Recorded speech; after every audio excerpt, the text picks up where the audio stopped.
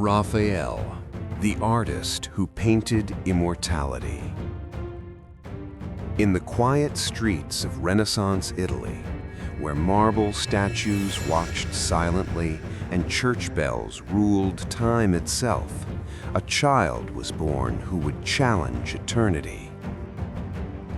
On April 6, 1483, in the small city of Urbino, Raphael Sanzio entered a world already obsessed with beauty, but unaware that beauty was about to be redefined forever. This was not the birth of a warrior, not a king, not a conqueror. Yet history would remember him as a man whose brush conquered souls, whose colors silenced empires, and whose art refused to die. This is the story of Raphael. Raphael was born into art. His father, Giovanni Santi, was not merely a painter. He was a court artist serving Federico da Montefeltro, the powerful Duke of Urbino. The court itself was a living academy, filled with poets, mathematicians, philosophers, architects, and painters from across Italy. From infancy, Raphael inhaled genius. But fate is rarely gentle with greatness. When Raphael was only 8 years old, his mother, Magia di Battista Ciarla, died. 3 years later, in 1494, his father followed her into the grave. At 11 years old, Raphael stood alone in a brutal Renaissance world. Yet even tragedy could not dim his gift. Before his father's death, Raphael had already been trained in painting, composition, and classical proportion. Giovanni Santi recognized something extraordinary in his son and prepared him for immortality.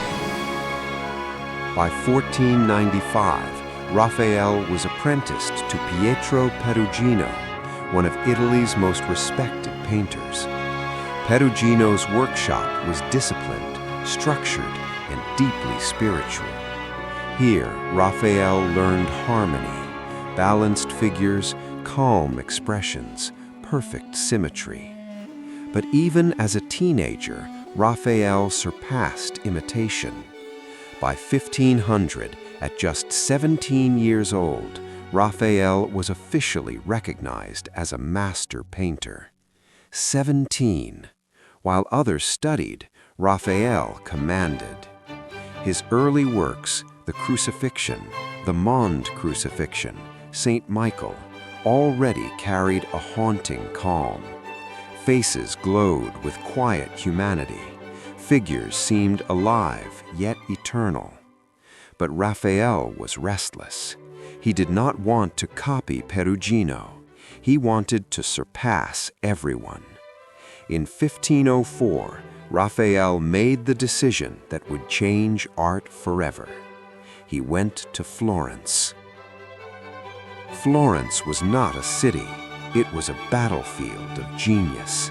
Leonardo da Vinci was redefining realism. Michelangelo was sculpting divinity into stone. Most artists feared this city. Raphael absorbed it. He studied Leonardo's anatomy, light, and emotion. He studied Michelangelo's power, tension, and heroic scale. But Raphael did something no one else could. He fused perfection with warmth. Where Leonardo was mysterious, where Michelangelo was overwhelming, Raphael was human. In between 1504 and 1508, Raphael painted Madonnas that changed Western art forever. Madonna of the Goldfinch, La Belle Jardinière, Madonna del Prato. These were not distant holy icons. These were mothers, real, breathing, loving. For the first time in history, divinity felt approachable. Then Rome called. In 1508, Pope Julius II, the most powerful man in Christendom, summoned Raphael to the Vatican. Raphael was only 25 years old. He was about to face the greatest challenge of his life.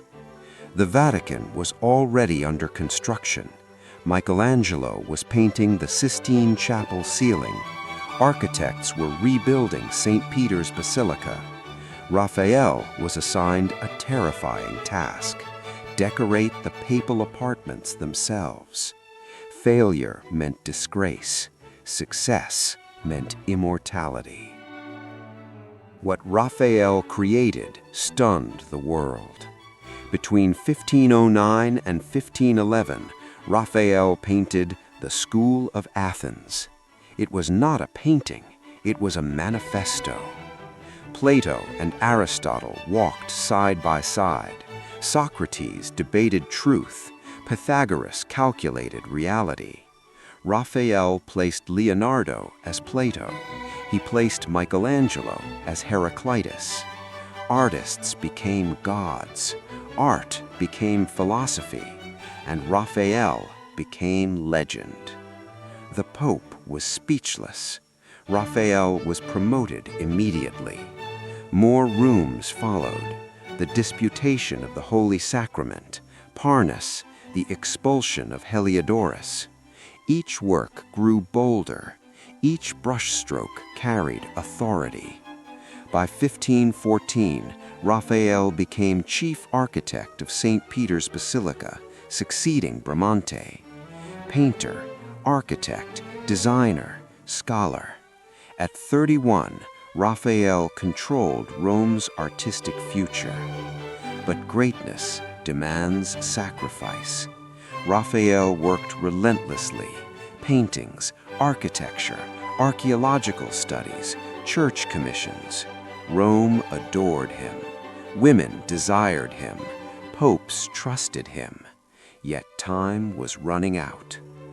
In 1518, Raphael painted the Transfiguration, his final masterpiece. Unlike his earlier calm works, this painting burned with intensity. Light collided with shadow. Divinity clashed with human suffering. It was a warning. On April 6, 2020, Raphael fell violently ill.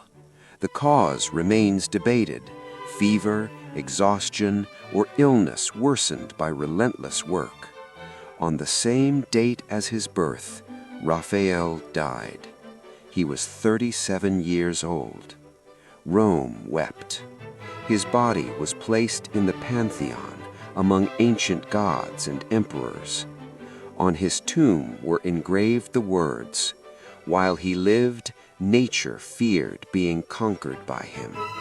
Now that he is dead, she fears dying herself."